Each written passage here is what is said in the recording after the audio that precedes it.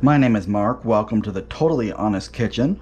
Today we are making a watermelon salad. So we're starting with this giant watermelon that I have, and I'm going to take my vegetable cleaver to it, and hopefully that will be sufficient to get through the watermelon. So we're just gonna start by getting right in there. We may end up having to just go around the edge like this. It's fine. Now I will note, I've never made a watermelon salad before, and that's fine. The first episode of this show, I did something I was familiar with for comfort to try to fight some of the stage anxiety that I was getting.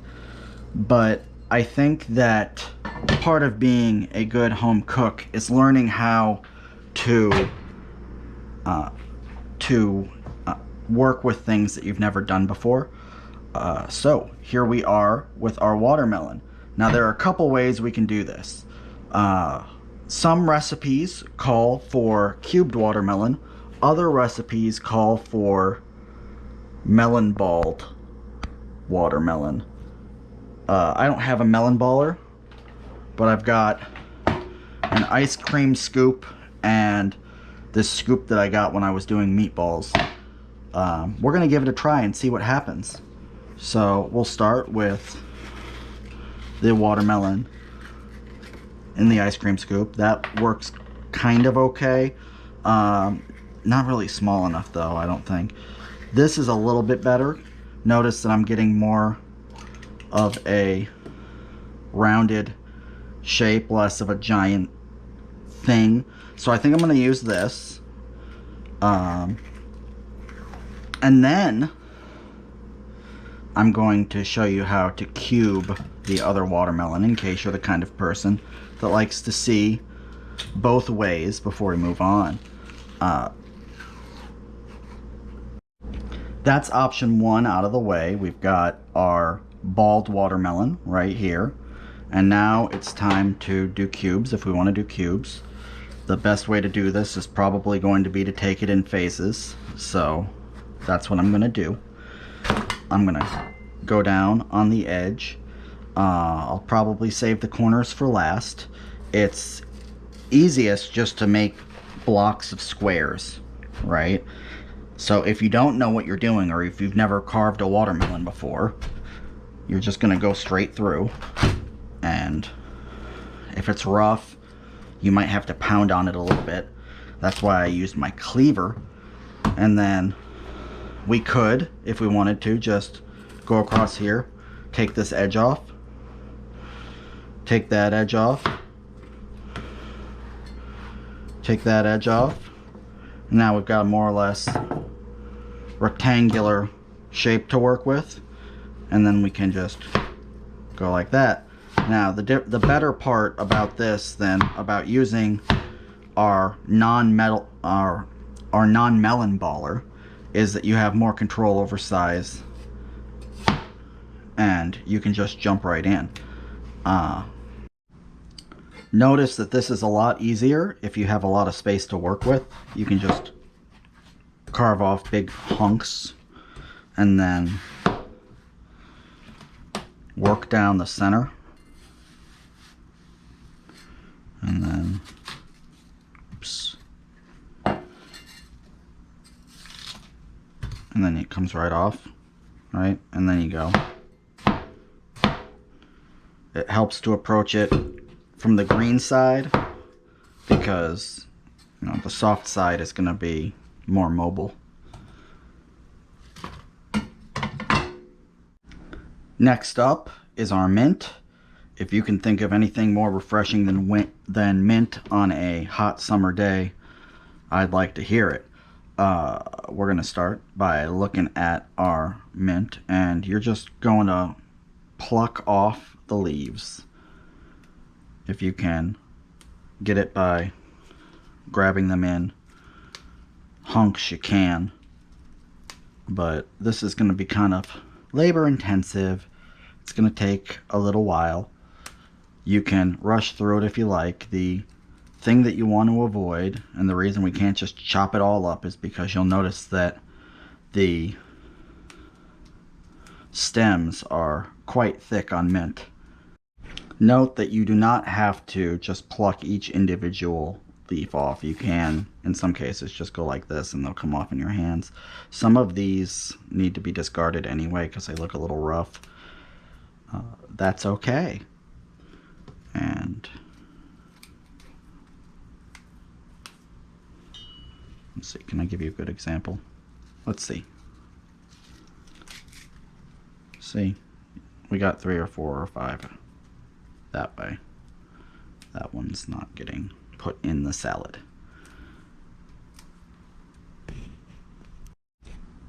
Like with most things, the quantity of mint in this recipe will depend entirely on you. I have a recipe from Jacques Pépin, who uses about a cup of coarsely chopped mint. And then there's another recipe I looked at that had 2 or 3 tablespoons of mint listed. So that's going to be totally up to you. We're going to do a coarse chop on the mint because Pépin is a chef's god, and if I do not follow his instructions, he will strike me down from above. We're not using his entire recipe, though. I am going to use a cucumber, and I'm also going to give you options for dressing. I was also unable to find Kalamata olives, which he recommended. This is pretty coarse. We're going to go a little bit more than this, but again, coarse means all that means is that it's cut up but a little bit. You're not going to decimate it like you would if you were finely chopping it up. This is clearly just a leaf, though. There we are. So we want to try to avoid whole leaves if we're coarsely chopping. But again, this looks like about enough if we're trying to go for Pépin's cup. And you don't even need to put it in there. I'm going to put it in there just to show you that, look, I'm right. It's about a cup. Because that's one thing that they do on cooking shows a lot that kind of gets on my nerves. They pour things and they say, add a teaspoon or a tablespoon or a cup. And they're just sitting there and you're like, how do you know? Well, you get the sense of this over time. But if you're a novice, that doesn't help you. So yeah, the mint is coarsely chopped. Next up, we're going to get our block of feta cheese out of the fridge and we're going to crumble it. That means that we're going to section a part off. We're going to basically rip it apart with our hands. The reason we're using feta cheese is because it's got a mild acidity that will add to the flavor of the dish and kind of complement the sweetness of the watermelon. It kind of goes back to the idea that we like different flavors together. Like you like salt and sweet together. You like acid and fat together. So you put all of these things in a dish, and that's what makes the dish good. You'll find that our dressings will have either salt or acid or both in them, and our cheeses will add either fat or salt, probably both, because cheese is, fatty. It's what it does. Anyway, let's get our cheese out and crumble it. This is about 1.33 pounds of feta cheese, and it looks like Godzilla took a bite out of my cheese. We're gonna carve it up anyway. The recipe from Pépin called for about 1/2 pound. I forget what the other 2 or 3 recipes I looked at said.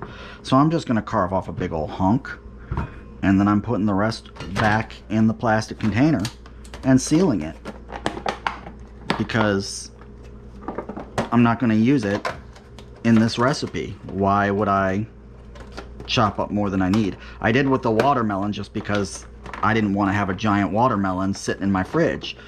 But with the feta, you don't need to crumble it all ahead of time unless you're big on feta cheese in your salads. So we're going to start by chopping it up, and we're just going to put it into manageable little hunks. We don't want it to be too small. And then we're going to commence to crumbling. Now we crumble just by tearing it apart. See how easy that is? Obviously you can sample as you go. I tried a little bit of the watermelon. It was delicious. I do recommend figuring out how to find out that a watermelon is ripe. Just in general, wider spider lines are good. Dark and pale contrast is good. It being heavier than you'd think it would be for its size is good. And those big old spots can show concentration of sweetness, apparently. I did do a quick Google search because I was like, what if I pick a bad watermelon? But anyway, so now we have our feta cheese. Yeah. Next, we're going to cut up our cucumber, seed our cucumber. Then I've got a little bit of prosciutto. When I couldn't get the Kalamata olives, I said, what else can I find that's salty that will bring in a little bit of richness? And so I went with crispy prosciutto, which we're going to have to heat on the stove. So we'll do that in just a minute.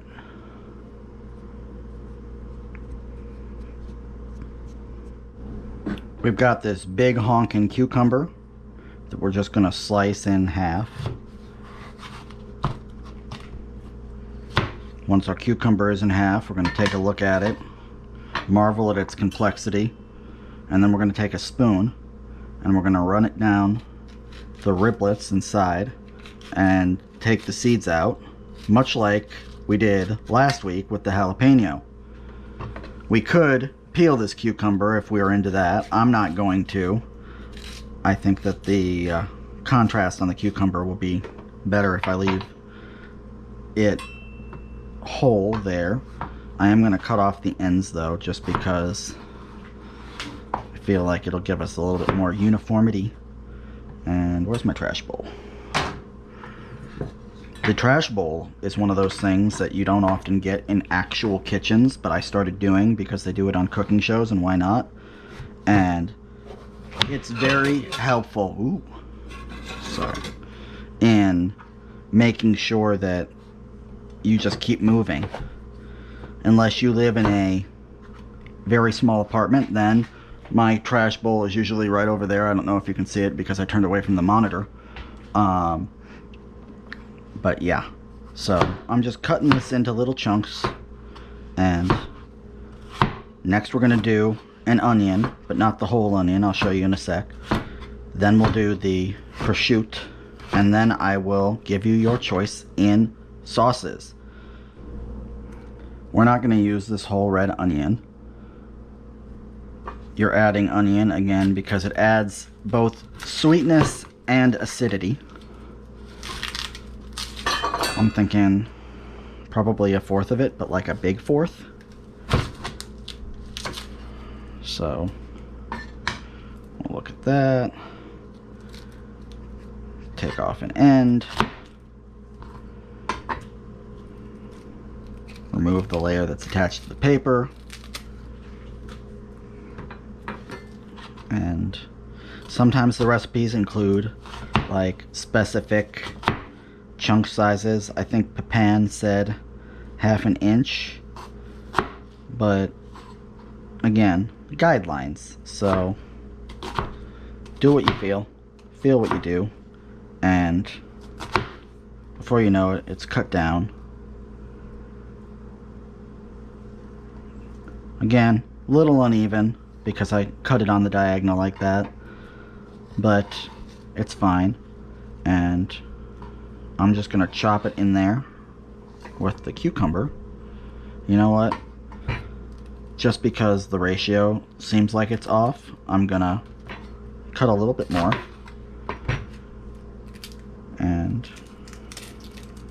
this time we'll do it the right way. Well, still not the right way. And we're gonna try to avoid this manky spot right here. If you can see it. Yeah, let me move my finger out of the way. There we are.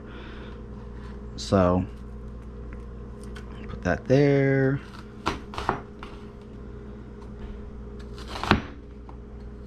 keep doing that. So we're gonna go like this, and then should come apart a treat. Pretty good. There's a couple spots where it's not great, but that's what happens when you go renegade like that. It's okay. Be a rebel. Dive right in. Again, totally honest cooking show. Any mistake that you make is totally fine. Now, normally you probably wouldn't separate the individual bowls like this. I'm doing it like this to show you process. You could build this in one bowl, probably a big salad bowl. Some versions of this recipe use greens like arugula or spinach. We're not going to do that. I just want cheese and mint and watermelon and dressing. I forgot the word watermelon for a second there, but I don't smell toast, so I think we're okay. I'll be right back with the prosciutto, which we're gonna fry crispy. We're starting this on medium heat. We're just gonna throw the prosciutto in and see what happens. I don't cook with a lot of prosciutto. A friend actually suggested this to me, and I was like, yeah, I'll give that a try. That sounds like an idea. I got a couple different types of dressing. The first answer is balsamic vinegar, which, as long as you get a good balsamic vinegar, will be fine. I googled what is a good balsamic vinegar. It didn't really have any answers. The trick seems to be to get one that has more of the grape must, preferably not that much of the concentrate stuff.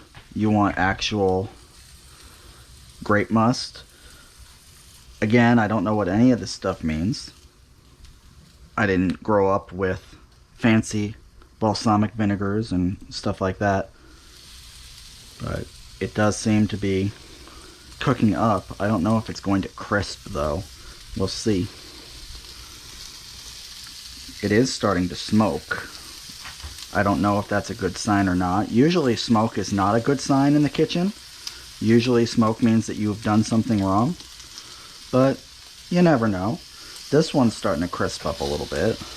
Maybe there's not enough fat in this to render properly, and that could be. It is a cured ham product. Yeah, that's really smoking.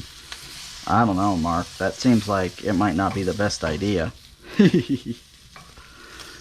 just gonna let it crisp a little bit, and then maybe turn the heat down a little bit, and maybe add a little oil, just in case. Maybe that'll help. There we go. Give it something to fry in, so it's not just gonna burn. Okay, so again, you're gonna have little whoopsie doodles when you're cooking things you've never cooked before, and that's totally fine. If you happen to be Italian or of Italian descent, and I just committed a faux pas by ruining this lovely prosciutto with olive oil, that's fine too. Not everything is amazing. Pretty good.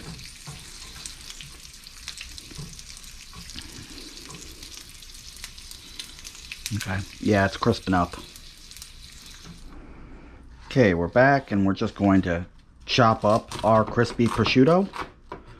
And you don't even really need to do that much with this. Just run your knife over it and let it crunch.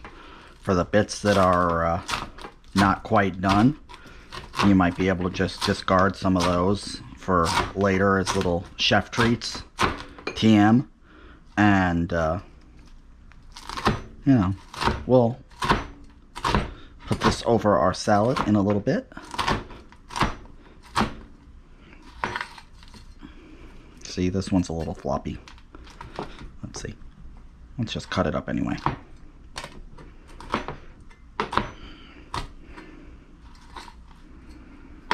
Okay, now, obviously, we've got salad dressing option number one.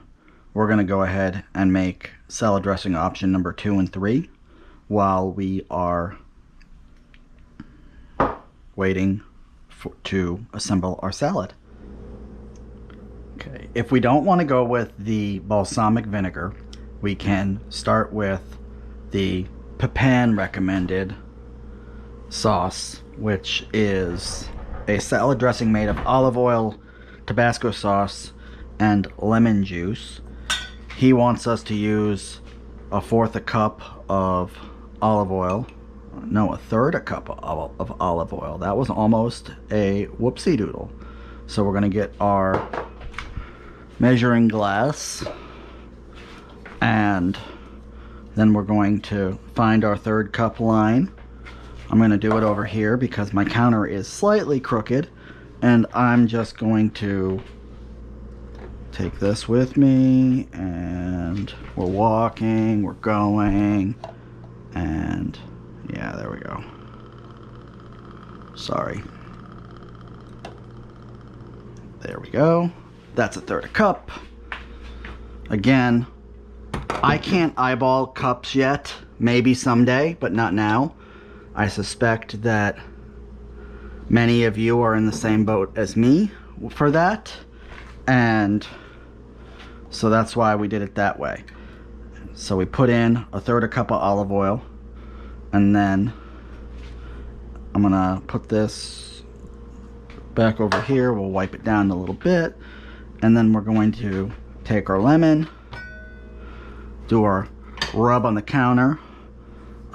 Kind of wish that I didn't cover it in prosciutto fat, but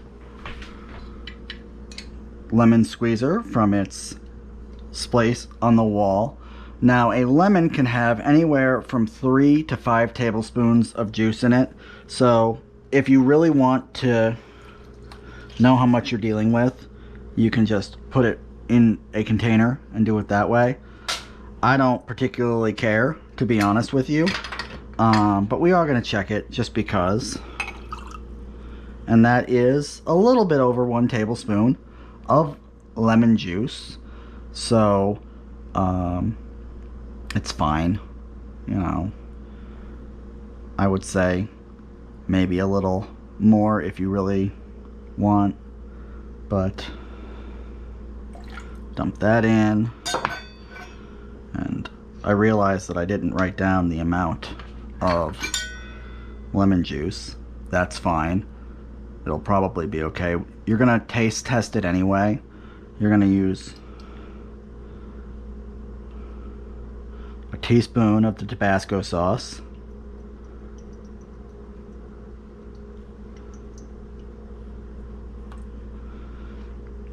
Then it calls very specifically for 2 teaspoons of salt and half a teaspoon of pepper. We're not going to measure the pepper just because we're going to use our grinder.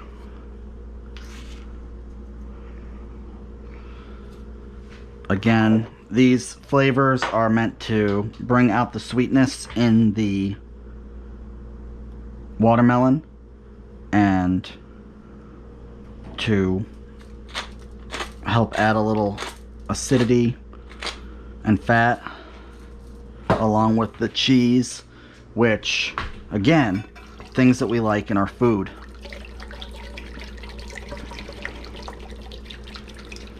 And again, this should be lovely. It looks like a salad dressing. Now we will do the lime.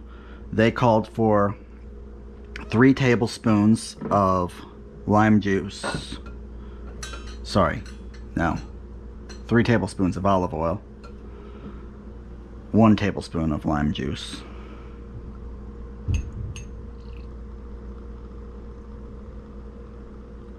So, sorry. I'm starting to get used to where the camera is, but I'm not quite there yet. I always overestimate, so I'm just going to dump that right in here. Then it calls for 1 tablespoon of lime juice. There's supposedly 2 tablespoons of juice in a lime. So if we cut it in half, that should be enough. Or sorry, there's, yeah, 2 tablespoons of juice in a lime. So theoretically, this should be enough. Again, we're going to taste it and see, because the internet tells lies. But again, you don't have to measure everything if you're going to taste it anyway. That's one of the reasons why the cooks on television do it the way that they do it. It's just really hard to get out of the mindset that we have. I'm going to put in a teaspoon. The recipe will be in the link description. Pepper. It says salt and pepper to taste, which to me is a weird direction if you're just starting out cooking, because you're like, how much do I use? Again, I would prefer a little bit more lime juice. Maybe I just like citrus more than some of these people. Or maybe I don't know what I'm doing. Who can say? Okay, we're ready to put the salad together. So the whole recipe calls for 10 cups of watermelon, which as far as I can tell is the entire watermelon. I'm not making that much watermelon salad because I will be consuming it for a lifetime.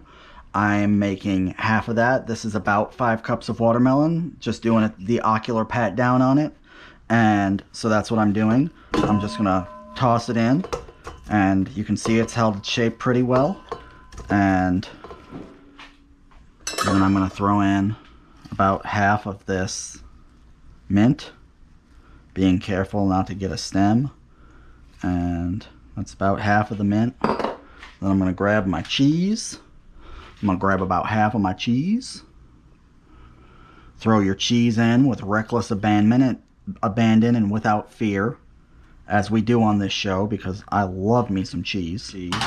Now we're gonna throw in, I'll get about half of this onion.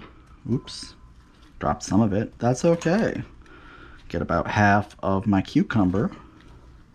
See how quickly it just comes together? I mean, it's a freaking salad. Of course it did, but it's still nice. Now, again, I'm not sure that I used enough prosciutto, so I'm just going to throw the whole thing in there. And if I want more of it, I will. If I get some Kalamata olives, I'll do that. And then give it a little toss around. Now, theoretically, we are done. And it's now a salad. I'm going to try Lord Pépin's sauce first. Dressing, I guess it is.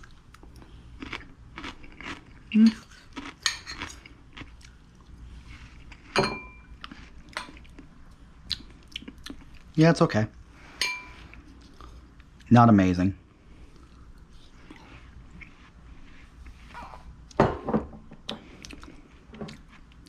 I'm gonna say I would probably go with the balsamic, unless this is mind-blowing. We'll try Pépin's one more time, just in case I didn't use enough. Some people with anxiety might begin panicking that they just did a cooking show where they made 2 homemade salad dressings from recipes that were very highly rated on the internet. And the balsamic vinegar is the winner. Ooh, wait. This does add a little bit of heat at the end, the Tabasco. So I would say, if you're going to do it, get either a good balsamic vinegar or make Jacques Pépin's dressing. Both are good options. The cheaper option, if you are on a budget, will be the Pépin dressing, just because of what it's made of. A good balsamic vinegar does tend to be more expensive, just because you're looking for the one that has the most grape must quantity, and that's what the price difference is. It's hard to find. It's not like olive oil, where you can find a really cheap olive oil that's also good. Like Costco's brand olive oil really scores well. So, yeah, I don't know. Anyway, from my kitchen to yours, be bold, jump in, make something. Like, subscribe, click the little bell, and I will see you next time.